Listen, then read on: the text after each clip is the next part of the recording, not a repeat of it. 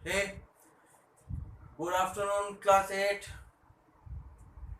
नया चैप्टर आज शुरू होने जा रहा है क्वाड्रेटिक इक्वेशन। आप लोगों से मैंने कितनी बार कहा है कि आप अपने जो भी डाउट्स हो उस क्वेश्चन को सॉल्व करने के दौरान अगर कोई क्वेश्चन ऐसा है जो आप लोगों से नहीं सॉल्व हो रहा है वो क्वेश्चन ज़रूर पूछिए। बट काफ़ी दिनों तक वेट करने के बाद आप लोगों ने जितना भी क्वेश्चन पूछा है उसका सोल्यूशन ऑलमोस्ट मैंने बता दिया है। I am talking about trigonometric identities, है ना। उसमें 2 एक्सरसाइज है, बट दूसरे एक्सरसाइज में बताने के लिए कुछ था नहीं, है ना। उसमें कुछ सॉल्व एग्जांपल दिया है, फिर एक्सरसाइज दिया है। आप अगर उसको बनाएंगे, उसको सॉल्व करेंगे, अगर कोई क्वेश्चन डाउट होगा तो आप चाहें तो उसमें से पूछ सकते हैं, है ना। तो आज नया चैप्टर शुरू कर रहे हैं हम लोग, जो है आपका क्वाड्रेटिक इक्वेशन, ठीक है। तो इस चैप्टर को पढ़ने से पहले आपको एक साल पीछे 9th स्टैंडर्ड में लेकर के चलते हैं, जहां पे हम लोगों ने पढ़ा था एक चैप्टर जिसका नाम था पॉलिनोमियल्स, है ना। उस चैप्टर का नाम था पॉलिनोमियल्स, जिसमें क्लासिफिकेशन ऑफ पॉलिनोमियल्स नाम का एक टॉपिक था, जिसमें according to the degree of the polynomial, है ना, the polynomials were classified according to their degree, है ना। तो आप पूछेंगे डिग्री ऑफ पॉलिनोमियल क्या होता है ना। एक इक्वेशन का होना और एक पॉलिनोमियल का होना, ये दो अलग अलग बात है। पॉलिनोमियल से इक्वेशन बनता है, इक्वेशन से पॉलिनोमियल नहीं बनता है ना। तो what do you mean bye polynomial? जहां पे पॉलिनोमियल का मतलब क्या होता है, जहां पर वेरिएबल्स और कांस्टेंट्स को आपस में मैथमेटिकल ऑपरेटर्स के थ्रू कनेक्ट करके एक एक्सप्रेशन के फॉर्म में लिखते हैं, है ना। तो उसको हम लोग पॉलिनोमियल कहते हैं, ठीक है। तो अगर यहाँ पर हम लोग बात करें अपने चैप्टर के बारे में, क्वाड्रेटिक इक्वेशन के बारे में, और अगर डिस्कस कर रहे हैं, तो वहाँ पे सबसे इम्पोर्टेंट बात क्या है कि ये समझना कि चैप्टर का नाम क्वाड्रेटिक इक्वेशन क्यों है ना। तो क्वाड्रेटिक इक्वेशन समझने के पहले हमको क्वाड्रेटिक पॉलिनोमियल समझना पड़ेगा। तो what do you mean by quadratic polynomial? वैसा पॉलिनोमियल जिसका डिग्री 2 होता है। तो आप पूछेंगे डिग्री क्या होता है, तो एक बार रिमाइंड कर देते हैं, आप लोगों ने क्लास 9 में भी पढ़ा होगा। What do you mean bye 8 class में भी पढ़ा होगा। What do you mean bye degree of a polynomial? When in a polynomial the highest exponent of the variable, है ना, that value of the highest exponent of the variable in a polynomial is known as its degree, है ना। For example के तौर पे अगर हम यहाँ पर लिखते हैं कि 3x raise to 4 minus 2x cube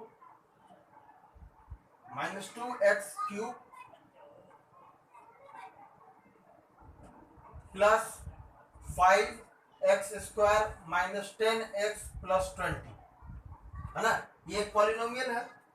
इस पॉलिनोमियल में वेरिएबल क्या है? x है, x वेरिएबल है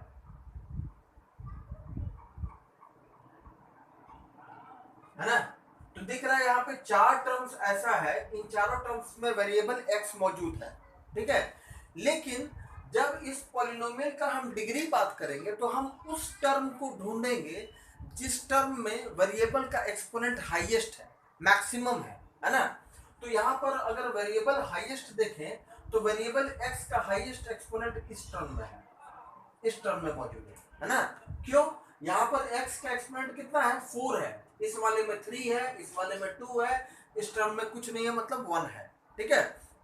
तो अगर कंपेयर करेंगे तो पूरे इस पॉलिनोमियल में अगर वेरिएबल x का हाईएस्ट एक्सपोनेंट देखेंगे तो वो कितना है? वो है 4। तो हम कह सकते हैं कि ये एक पॉलिनोमियल है जिसका डिग्री है 4। तो आप समझ गए डिग्री क्या होता है। तो degree is the highest exponent of the variable in a given polynomial. किसी भी दिए हुए पॉलिनोमियल में मौजूद वेरिएबल का जो हाईएस्ट एक्सपोनेंट होता है वही उस पॉलिनोमियल का डिग्री कहलाता है ना। तो इसके हिसाब से अगर कहें तो वो पॉलिनोमियल जिसका डिग्री 2 हो, जिसका डिग्री 2 हो, उस पॉलिनोमियल को हम लोग कहते हैं क्वाड्रेटिक पॉलिनोमियल। उसको हम कहते हैं क्वाड्रेटिक पॉलिनोमियल। इसी में से अगर इतना मिटा दें, हम इतना इरेज कर दें, ठीक है ना, इतना अगर इरेज कर दें तो दिख रहा है यहाँ पे ये एक पॉलिनोमियल है, ये एक पॉलिनोमियल है जिसमें वेरिएबल x जो है, अगर इस तीनों टर्म को चेक करेंगे तो हाईएस्ट एक्सपोनेंट वेरिएबल x का है 2। तो बोलेंगे ये कैसा पॉलिनोमियल है? तो बोलेंगे ये एक क्वाड्रेटिक पॉलिनोमियल है। कैसा पॉलिनोमियल है? क्वाड्रेटिक पॉलिनोमियल है। क्यों? यहाँ पर इसका डिग्री कितना है, इस पॉलिनोमियल का डिग्री कितना है, हाईएस्ट एक्सपोनेंट ऑफ वेरिएबल कितना है, highest exponent of variable is 2। ठीक है, so we can say that the degree of this given polynomial is 2 and hence it is called a quadratic polynomial. तो अब बात समझ में आ गया कि क्वाड्रेटिक पॉलिनोमियल क्या होता है ना। तो अब क्वाड्रेटिक पॉलिनोमियल से क्वाड्रेटिक इक्वेशन कैसे बनता है ना। याद रखिएगा कि जिंदगी में कहीं पर भी पढ़ रहे होंगे, मैथमेटिक्स हो, फिजिक्स हो, केमिस्ट्री हो, और अगर इक्वेशन की बात किया जाए तो इक्वेशन का मतलब क्या होता है, जब किसी दो क्वांटिटीज को आपस में कंपेयर करके उनके कंपैरिजन को इक्विलिब्रियम से कंपेयर किया जाए। मतलब कोई एक सर्टेन क्वांटिटी है मेरे बाएं हाथ में, है ना, और कुछ क्वांटिटी है मेरे दाहिने हाथ में, है ना। तो इन दोनों के बीच में क्या संभावना हो सकता है, उसका उदाहरण मान लेते हैं। मेरे बाएं हाथ में 5 kg है और दाहिने हाथ में कोई एक दूसरा मास है, लेकिन कितना केजी है हमको पता नहीं है ना। बाएं हाथ में मेरे 5 kg है, दाहिने हाथ में कुछ मास है, लेकिन कितना है ये हमको पता नहीं है ना। अब बोलेंगे इन दोनों को कंपेयर करो, तो क्या क्या संभावना हो सकता है, या फिर ये मास ज्यादा होगा, ये कम होगा। दूसरा क्या हो सकता है कि ये ज्यादा होगा, ये कम होगा। और तीसरा संभावना इन दोनों के बीच में क्या हो सकता है कि ये दोनों जो है ये दोनों बराबर होगा, है ना। तो जब किसी दो क्वांटिटीज को आपस में कंपेयर करके ये कहा जाए कि ये दोनों आपस में इक्विलिब्रियम में है और बराबर है, तो इन दोनों को आपस में मैथमेटिक्स में जब रिप्रेजेंट किया जाता है तो मैथमेटिक्स में इनको एक इक्वेशन के माध्यम से रिप्रेजेंट किया जाता है। कैसे रिप्रेजेंट किया जाता है? इक्वेशन के माध्यम से रिप्रेजेंट किया जाता है। अब ये इक्वेशन कि कोई भी दो क्वांटिटी हो सकता है ना। हम किसी दो मास को कंपेयर कर सकते हैं, दो वॉल्यूम को कंपेयर कर सकते हैं, दो एरिया को कंपेयर कर सकते हैं, दो पेरीमीटर को कंपेयर कर सकते हैं, दो अलजेब्रिक एक्सप्रेशन को कंपेयर कर सकते हैं, दो लीनियर पॉलिनोमियल को कंपेयर कर सकते हैं, है ना। तो इक्वेशन का मतलब क्या होगा कि इक्वेशन में एक क्वांटिटी लेफ्ट हैंड साइड में होगा, दूसरा क्वांटिटी राइट हैंड साइड में होगा, और दोनों के बीच में जो कंपैरिजन का साइन होगा वो ग्रेटर देन और स्मॉलर देन नहीं होगा, वो क्या होगा, वो हमेशा ही इक्वल टू होगा। तब हम कहेंगे ये एक इक्वेशन है। ठीक है, तो क्या कहेंगे हम, ये एक इक्वेशन है। अगर कंपैरिजन में हम ग्रेटर देन और स्मॉलर देन करते हैं तो आपको 9th क्लास का भी एक चैप्टर याद दिला देते हैं जहां पे हम लोग ट्रायंगल्स पढ़ रहे थे। तो ट्रायंगल्स का नाम था ट्रायंगल्स इनइक्वालिटीज, है ना। तो ट्रायंगल्स इनइक्वालिटीज में था ना कि the sum of two sides of a triangle is always greater than the third side. तो हम क्या कर रहे थे, दो साइड्स के लेंथ को कंपेयर कर रहे थे थर्ड साइड से, तो बताया कि ये हमेशा बड़ा होता है ना। किसी भी ट्रायंगल के दो साइड का सम उस ट्रायंगल के थर्ड साइड से हमेशा बड़ा होता है अगर वो एक ट्रायंगल है तब, है ना। और इसी प्रॉपर्टी को हम ट्रायंगल इनइक्वालिटीज थ्योरम के नाम से जानते हैं, है ना। तो वहां पर भी क्या कर रहे थे, हम लेंथ को कंपेयर कर रहे थे और कंपेयर करके कह रहे थे कि ट्रायंगल के दो साइड का सम, दो साइड का लंबाई जोड़ने पर हमेशा तीसरे साइड के लंबाई से ज्यादा होता है। तो वो एक इक्वेशन था वो। तो हम क्या कर रहे थे, दो लेंथ का तुलना कर रहे थे। वैसे ही यहाँ पर जब किसी एक क्वाड्रेटिक पॉलिनोमियल को कंपेयर करके इक्विलिब्रियम के साथ जीरो में से कंपेयर किया जाए कि किसी एक quadratic polynomial is equal to zero, then that quadratic polynomial is converted into a quadratic equation. बात समझ आ गया? अब यहाँ पर लिखा है, जो भी चीज लिखा है इस पर पहुंचेंगे। यहाँ पर जो भी चीज लिखा है उसके पहले क्वाड्रेटिक पॉलिनोमियल क्या होता है समझ में आ गया। अ पॉलिनोमियल ऑफ डिग्री 2, एक ऐसा पॉलिनोमियल जिसमें वेरिएबल का हाईएस्ट एक्सपोनेंट 2 हो, वैसे पॉलिनोमियल को हम क्वाड्रेटिक पॉलिनोमियल कहते हैं। और जब उस पॉलिनोमियल का कंपैरिजन हम जीरो से करें और ये कहें कि this polynomial is equal to zero, then that quadratic polynomial is converted into quadratic equation. बात समझ में आ गया? तो ये होता है क्वाड्रेटिक इक्वेशन। अब थ्योरम कहता है या कंसेप्ट कहता है कि what do you mean bye a quadratic equation. तो बोलेंगे अ equation of form ax square plus bx plus c is equal to 0 where a is not equal to 0 and a b c are real, then it is called a quadratic equation, है ना। अब ये इस बात में भी एक बात हिडन है, छुपा हुआ है, जिसको अभी एक्सप्लेन कर रहे हैं। तो कोई भी इक्वेशन जब इस फॉर्म में हो ax square plus bx plus c is equal to 0, तो इस इक्वेशन को हम क्या कहते हैं? इस इक्वेशन को हम क्वाड्रेटिक इक्वेशन कहते हैं। क्वाड्रेटिक इक्वेशन क्यों कहें?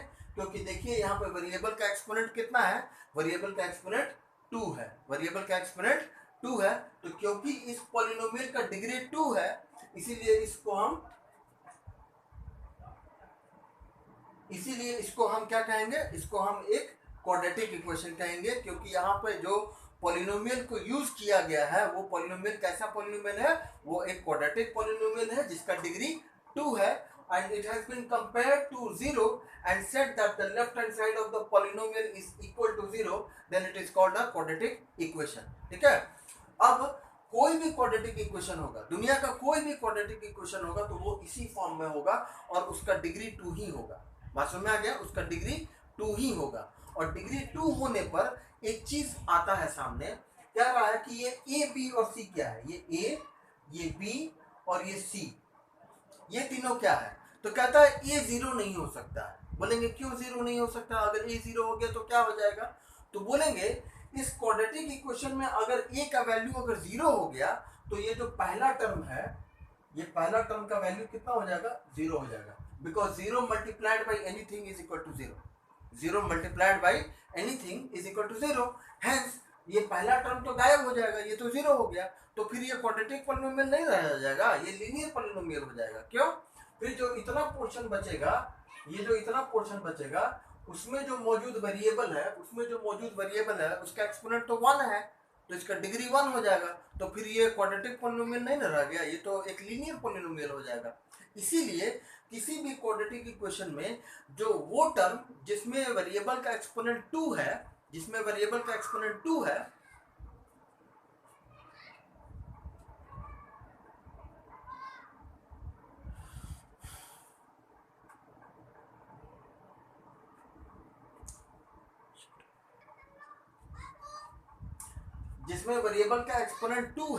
ना, उसको क्या कहते हैं? उसको हम लोग क्वाड्रेटिक पॉलिनोमियल कहते हैं।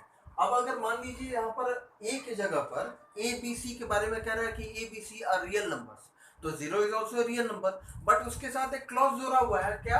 कि A can not be equal to A can not be 0। A 0 क्यों नहीं हो सकता है? अगर यहाँ पर ये पहले टर्म में ये जो एक्स स्क्वायर है उसका कोफिशिएंट है ए, अगर ये 0 हो गया तो 0 को जब एक्स स्क्वायर से मल्टीप्लाई करेंगे तो इसका वैल्यू कितना हो जाएगा? 0 multiplied by anything is equal to 0।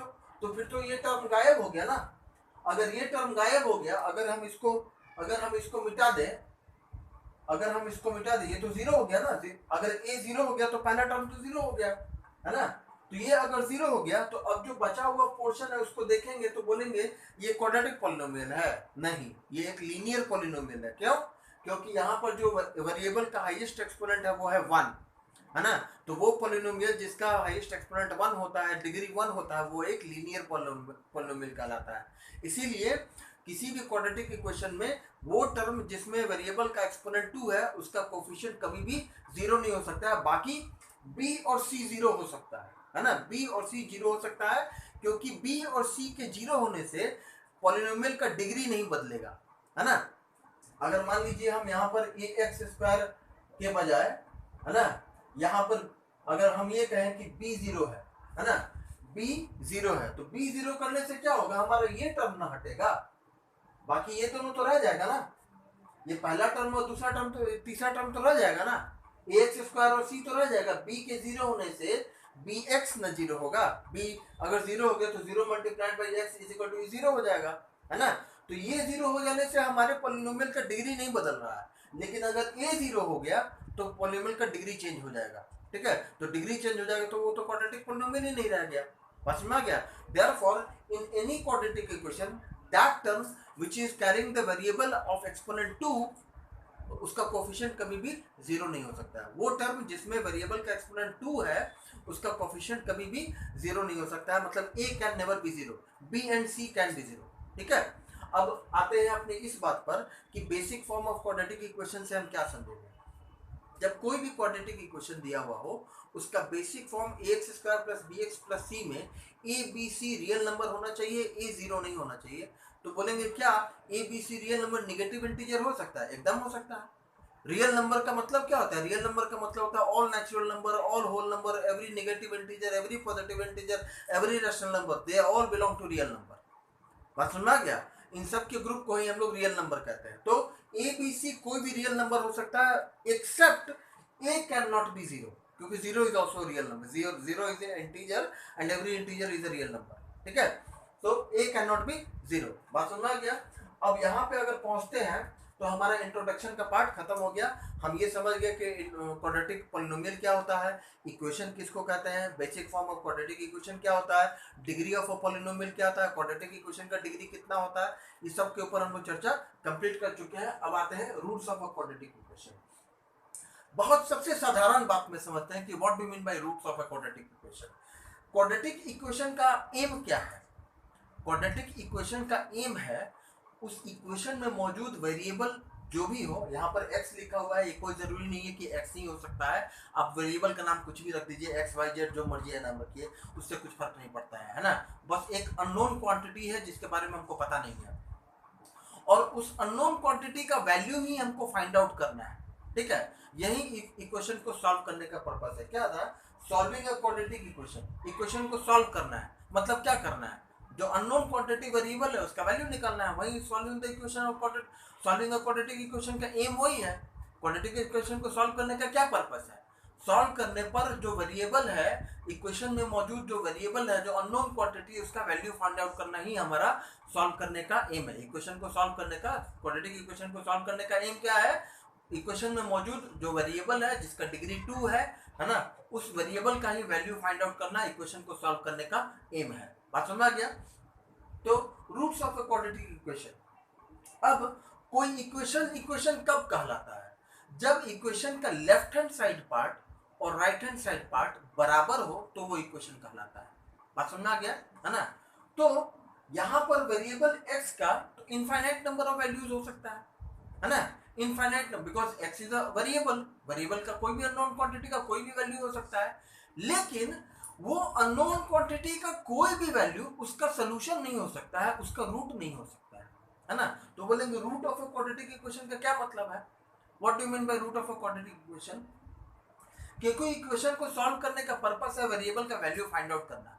तो out of the infinite number of values of the variable, है ना, क्वाड्रेटिक इक्वेशन में मौजूद वेरिएबल के इनफाइनाइट वैल्यूज में से कोई तो ऐसा वैल्यू होगा जिस वैल्यू के कारण उस क्वाड्रेटिक इक्वेशन में अगर हम वेरिएबल के जगह पर उस वैल्यू को रखें जिसके कारण इक्वेशन का लेफ्ट हैंड साइड पार्ट और इक्वेशन का right hand side part equal हो जाए, LHS of the equation becomes equal to right hand side part of the equation, that particular value of the variable will be known as the root of the given quadratic equation. बात समझ आ गया? What do you mean by root of a quadratic equation?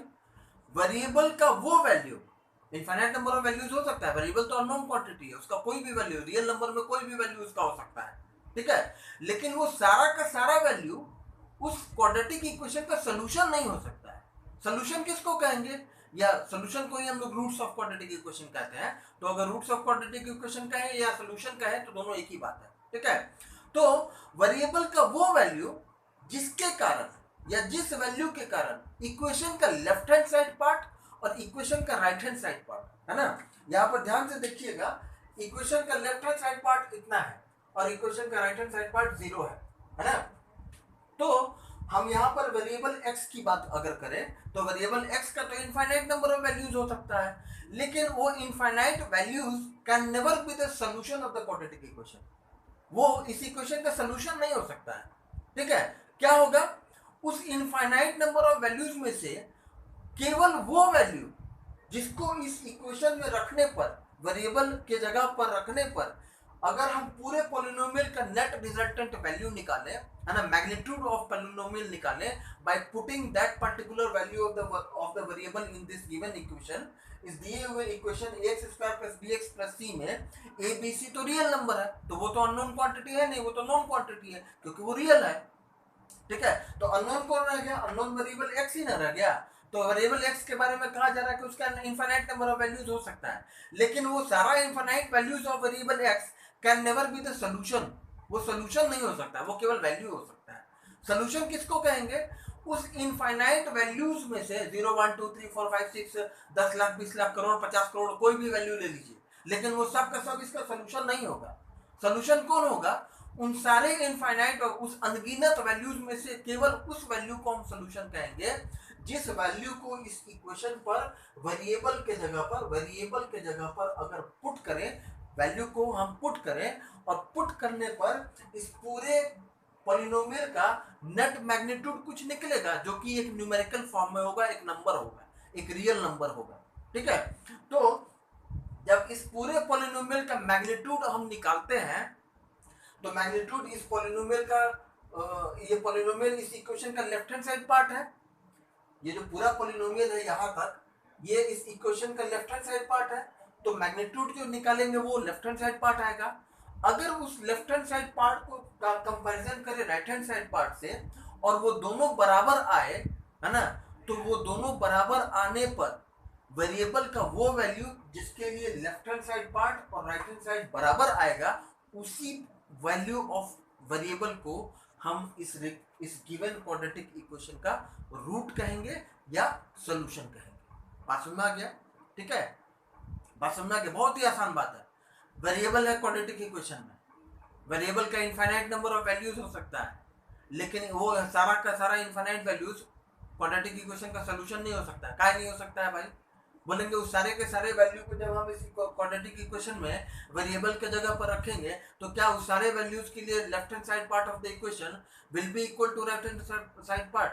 क्या ये जरूरी है कि variable के हर एक वैल्यू के लिए क्वाड्रेटिक इक्वेशन का लेफ्ट हैंड साइड पार्ट और क्वाड्रेटिक इक्वेशन का राइट हैंड साइड पार्ट दोनों बराबर आएगा? ये जरूरी है? बोलेंगे नहीं। तो बोलेंगे कौन कब जरूरी है? बोलेंगे उन सारे वैल्यूज में of infinite values of variable में से केवल कुछ ही वैल्यू ऐसा होगा जिस वैल्यू के कारण यहाँ पर क्वाड्रेटिक इक्वेशन में वेरिएबल x के जगह पर उन वैल्यूज को रखा जाए, उस यूनिक वैल्यूज को रखा जाए, तो इस क्वाड्रेटिक इक्वेशन को सॉल्व करने पर जो क्वाड्रेटिक पॉलिनोमियल जो है, जो लेफ्ट हैंड साइड पार्ट है ना, जो लेफ्ट हैंड साइड पार्ट है उसका नेट मैग्नीट्यूड अगर राइट हैंड साइड पार्ट के बराबर आता है, तब हम कहेंगे कि हाँ देखिए इस वैल्यू के कारण जो है ना इक्वेशन का लेफ्ट हैंड साइड पार्ट जो है वो राइट हैंड साइड पार्ट के बराबर आ रहा है, इसीलिए यह वैल्यू ऑफ वेरिएबल जो है वो इस क्वाड्रेटिक इक्वेशन का सॉल्यूशन कहलाएगा। बात समझ में आया? है? तो बोलेंगे सर उस इनफाइनाइट नंबर ऑफ वैल्यूज में से कितना नंबर ऐसा होगा, कितना वैल्यू ऐसा होगा जो उस क्वाड्रेटिक इक्वेशन का सॉल्यूशन हो सकता है? तो बोलेंगे इस क्वाड्रेटिक इक्वेशन का डिग्री कितना है? तो बोलेंगे डिग्री 2 है। कितना है? डिग्री 2 है। तो याद रखिएगा किसी भी क्वाड्रेटिक इक्वेशन का डिग्री 2 होता है और डिग्री 2 होने के कारण वेरिएबल का केवल दो ही ऐसा वैल्यू हो सकता है, केवल दो ही ऐसा वैल्यू हो सकता है। डिग्री 2 होने के कारण ही केवल वेरिएबल का दो ही ऐसा वैल्यू हो सकता है जिसके कारण इस क्वाड्रेटिक इक्वेशन का लेफ्ट हैंड साइड पार्ट और right hand side part equal आएगा, और इसीलिए उन्हीं दो वैल्यूज को हम उस क्वाड्रेटिक इक्वेशन का सॉल्यूशन कहेंगे। तो बोलेंगे क्वाड्रेटिक इक्वेशन का कितना सॉल्यूशन होता है, कितना रूट होता है? तो बोलेंगे दुनिया का कोई भी क्वाड्रेटिक इक्वेशन लेके आइएगा तो हर एक क्वाड्रेटिक इक्वेशन का दो ही रूट होगा, या ये कहिए कि दो ही सॉल्यूशन होगा, या ये कहिए वेरिएबल का केवल दो ही ऐसा वैल्यू होगा जिसके कारण इक्वेशन का लेफ्ट हैंड साइड पार्ट और इक्वेशन का right hand side part equilibrium में होगा, या ये कहिए कि इक्वल होगा। बात समझ में आ गया? तो this is known as root of a quadratic equation. ये नोट 1 और नोट 2 वही बात कह रहा है जो इतने देर से 15-20 मिनट से हम बोल रहे हैं। बात समझ में आ गया? जो 15 मिनट से बात बोल रहे थे कि root of a quadratic equation, वही बात कर रहा है नोट 1 और नोट 2 में। वो जो अल्फा कह रहा है ना, वो अल्फा ही वो वैल्यू है वेरिएबल का जिसके कारण लेफ्ट हैंड साइड पार्ट और right hand side part equal है। अल्फा ही सॉल्यूशन कहलाता है या root of the quadratic equation कहलाता है। मतलब वेरिएबल का वो वैल्यू जिसके कारण left hand side part of the equation और right hand side part of the equation equal आ रहा है। वेरिएबल का वो वैल्यू जिसके कारण लेफ्ट हैंड साइड पार्ट और right hand side part equal आ रहा है, उसी वैल्यू को आपके बुक में अल्फा नाम से रिप्रेजेंट किया हुआ है। इसको अल्फा नाम से रिप्रेजेंट किया है, which is known as root of the quadratic equation. बात समझ आ गया? सॉल्विंग अ क्वाड्रेटिक इक्वेशन क्या है? सॉल्विंग अ क्वाड्रेटिक इक्वेशन, एक क्वाड्रेटिक इक्वेशन को सॉल्व करना है। रूट्स को निकालिए, वेरिएबल का वो दो वैल्यू निकाल के बताइए जिसके कारण लेफ्ट हैंड साइड पार्ट और right hand side part equal हो, उसी दो वैल्यूज को रूट्स कहते हैं। या ये कहिए कि रूट्स निकाल लिए, तो निकालने के प्रोसेस को ही कहते हैं finding out the solution of the quadratic equation. Quadratic equation का सॉल्यूशन निकालिए, माने क्या करिए, वो दो रूट निकाल के लाइए, वेरिएबल का वो दो वैल्यू निकाल के लाइए। कौन सा दो वैल्यू? वेरिएबल का वो दो वैल्यू बताइए जिसके कारण इक्वेशन का लेफ्ट हैंड साइड पार्ट और right hand side part equal हो, है ना। उसी दो वैल्यू को उस इक्वेशन का, क्वाड्रेटिक इक्वेशन का सॉल्यूशन कहेंगे, या ये कहिए कि रूट ऑफ क्वाड्रेटिक इक्वेशन कहेंगे। बात समझ में आ गया? तो क्वाड्रेटिक इक्वेशन सॉल्व करना है मतलब क्या करना है? रूट्स को निकालना ही क्वाड्रेटिक इक्वेशन को सॉल्व करना है। रूट्स माने क्या होता है? वेरिएबल का वैल्यू। कितना वैल्यू होता है? दो वैल्यू होता है। कौन सा दो वैल्यू होता है? वेरिएबल का वह दो वैल्यू जिसके कारण इक्वेशन का लेफ्ट हैंड साइड पार्ट और इक्वेशन का right hand side part equilibrium में हो, बराबर हो। जब LHS इक्वल टू RHS हो जाए वेरिएबल के किसी दो वैल्यू के लिए, उसी दो वैल्यू को उस क्वाड्रेटिक इक्वेशन का सॉल्यूशन कहते हैं या रूट्स कहते हैं। बात समझ में आ गया? इस चैप्टर में समझाने के लिए बस इतना ही चीज है, ठीक है। बाकी का सारा मेहनत आपका है ना।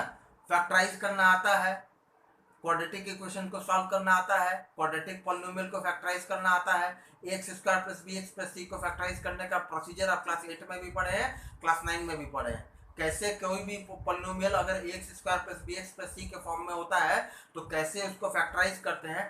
फैक्टर्स को निकाल लीजिए, फैक्टर्स को निकाल कर इक्वल टू 0 करिए, वेरिएबल का रिक्वायर्ड वैल्यू निकल जाएगा, जो कि आपके सॉल्व एग्जांपल में दिया हुआ है। एक सॉल्यूशन के तौर पे हम आपको बता देते हैं, है ना। एक क्वेश्चन हम सॉल्व करके बता देते हैं ताकि आपको ये समझ में आए कि कोई क्वाड्रेटिक इक्वेशन को सॉल्व करना है तो बेसिकली एक्चुअली करना क्या है ना। सॉल्व एग्जांपल क्वेश्चन नंबर 1 का 1 ही ले लेते हैं, ठीक है। एग्जांपल 1 का 1, ठीक है। क्वेश्चन है x² - 5x + 3 = 0, ठीक है। इसको सॉल्व करना है। तो ये जो पॉलिनोमियल है इसको फैक्टराइज करने का, फैक्टर्स ने पॉलिनोमियल्स का फैक्टर्स निकालने का प्रोसीजर आप क्लास 8 में भी पढ़े हैं, क्लास 9 में भी पढ़े थे, है ना। रूल क्या होता था? जो कांस्टेंट टर्म होता था उसको दो फैक्टर्स में डिवाइड करिए और ऐसे डिवाइड करिए कि उसका जो सम और डिफरेंस जो है वो इस b के बराबर आ जाए, इस b के बराबर आ जाए, है ना। 3 का ऐसा दो फैक्टर बताइए, 3 का ऐसा दो फैक्टर बताइए जिस फैक्टर्स का सम या डिफरेंस इस b के बराबर हो, है ना, तो इसको फैक्टराइज कर सकते हैं, है ना। तो 3 का टेबल पढ़ेंगे तो 3 × 1 = 3, है ना। अब यहाँ पे तो -5x है और +3 है ना। यहाँ पर कुछ नहीं है मतलब 1 है, ठीक है। तो जो -5x है और +3 है उसको सॉल्व करने के लिए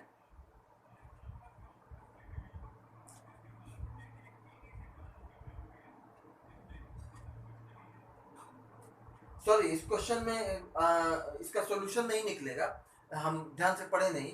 इसमें बताना था which of the following are quadratic equations, है ना। बस ये बताना था कि इनमें से कौन कौन सा क्वाड्रेटिक इक्वेशन है। तो ये एक क्वाड्रेटिक इक्वेशन है, क्यों? यहाँ पर वेरिएबल का डिग्री कितना है, हाईएस्ट एक्सपोनेंट कितना है, 2 है। तो क्योंकि इस पॉलिनोमियल का डिग्री 2 है इसलिए क्वाड्रेटिक इक्वेशन है ना। हम इक्वेशन सॉल्व करने का तरीका बताते हैं, इक्वेशन को कैसे सॉल्व करना है। हम दूसरा क्वेश्चन को लेते हैं।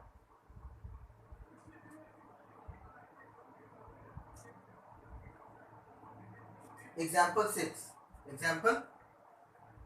6 को ले लेते हैं। एग्जाम्पल 6 को लेते हैं। 5x² - 8x = 0, ठीक है। इसको सॉल्व करेंगे तो -8x को उस तरफ लेके जाते हैं तो 5x² = 8x। इधर भी x है और इधर भी x है, दोनों मल्टीपल्स के फॉर्म में है। तो ये जो एक x है ना वो इस इधर वाले एक x से कैंसिल हो जाएगा, है ना। इस यहाँ पर 2x है ना, x × x 2x है ना, तो एक x जो है वो उधर वाले एक x से कैंसिल हो जाएगा। तो हम 2 को इस x से कैंसिल कर देते हैं तो क्या बच गया, 5x = 8। सॉल्व करेंगे तो x = 8/5। बस सुन में आया, ठीक है। अब जो यहाँ पर आपको सॉल्व करने के दौरान निकलेगा x इज इक्वल टू 8/5, है ना। यहाँ पे ये जो स्टेप लिखे है ना, इस स्टेप को अगर और इलेबोरेट करके लिखे, है ना, तो क्या कह सकते हैं कि ये जो दोनों टर्म्स है उसमें 5x² और -8x इज इक्वल टू जो 0 है, इसमें दोनों में x कॉमन है, तो अगर x को कॉमन ले लें तो 5x -8 इज इक्वल टू 0, है ना। तो एक फैक्टर हुआ x और दूसरा फैक्टर हुआ इतना, है ना। इन दोनों फैक्टर्स को बारी बारी से 0 के बराबर इक्वेट करेंगे, तो x को 0 के बराबर इक्वेट करेंगे तो x इज इक्वल टू 0 एक रूट हुआ, और दूसरे वाले को इक्वेट करेंगे तो इतना जो सोल्यूशन निकला है ना, 8/5, ये दूसरा सोल्यूशन हुआ। तो दो फैक्टर से दो रूट निकला।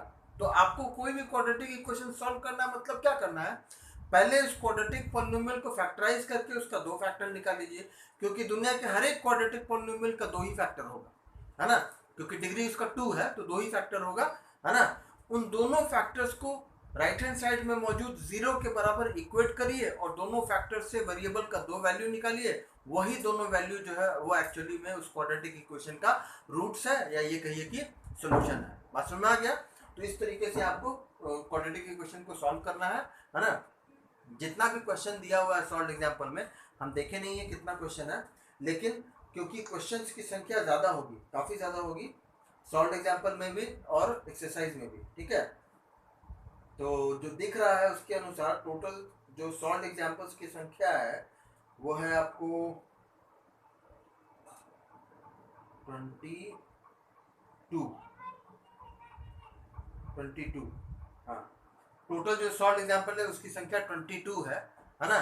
तो उसमें शुरुआत का जो 2-3 क्वेश्चन है वो तो बेकार है ना। आप एक काम करिएगा, हम शुरू करते हैं क्वेश्चन नंबर 4 से शुरू करते हैं, क्वेश्चन नंबर 4 से, ठीक है, जहाँ पर से ये पॉलिनोमियल है या नहीं है इसका दिया हुआ है, उसके बाद से, है ना। तो उसकी अगर बात करें तो वो आपका एक्चुअली में क्वेश्चन को सॉल्व करने का जो तरीका है वो एग्जाम्पल 5 से शुरू हो रहा है। तो हम 5 से लेकर अगर 22 तक बात करें तो टोटल मिला के 18 क्वेश्चन होगा, है ना, 18 क्वेश्चन होगा। उस 18 क्वेश्चन में आप 5 से लेके 9 क्वेश्चन बनाइएगा, 5, 6, 7, 8, 9, 10, 11, 12, 13, है ना।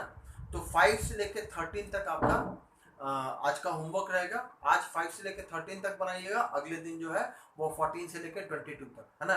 कल जो है हम आपको कुछ सॉल्व एग्जाम्पल जो अच्छा क्वेश्चन होगा उसको सॉल्व करके दिखाएंगे कि कैसे क्वाड्रेटिक इक्वेशन को सॉल्व करते हैं। आप तब तक के लिए जितना भी क्वाड्रेटिक इक्वेशन में आपको सॉल्व एग्जाम्पल में दिया है 5 से लेके 13 तक, है ना, 5 से लेके 12 तक, है ना, 5, 6, 7, 8, 9, 10, 11, 12, 13, हाँ 5 से लेके 13 तक, 5 to 13 एग्जाम्पल आपका होमवर्क रहेगा। Homework will be example 5 to 13, ठीक है, एग्जाम्पल 5 to 13 ये आपका होमवर्क है। तो उसमें जितना क्वेश्चन आप बनाइएगा, बन गया तो बहुत अच्छी बात, नहीं बनेगा तो पूछ लीजिएगा, किसी भी तरह का डाउट हो, कोई भी डाउट हो तो पूछ लीजिएगा। कल हम लोग जो है वापस इस चैप्टर के ऊपर चर्चा करेंगे, कुछ क्वेश्चन जो है अच्छे क्वेश्चंस को हम सॉल्व करके दिखाएंगे, है ना।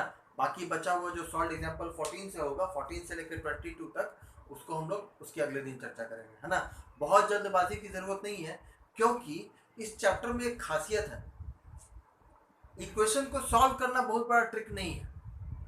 इस चैप्टर के साथ जो बड़ा प्रॉब्लम है वो है इसका अगला भाग, जहाँ पर वर्ड प्रॉब्लम आता है ना। वर्ड प्रॉब्लम मतलब कोई भी इक्वेशन फॉर्म करने के लिए आपको स्टेटमेंट दिया हुआ होगा, उससे इक्वेशन फॉर्म करना है, फिर इक्वेशन का सोल्यूशन निकालना है, वो ही मेन टफ टास्क है। तो जब वहाँ पे पहुँचेंगे तो उसकी बात करेंगे। बाकी तब तक के लिए हम लोग एक क्वाड्रेटिक इक्वेशन को कैसे सॉल्व करते हैं ये पहला एक्सरसाइज में है, इसके ऊपर चर्चा करेंगे, है ना।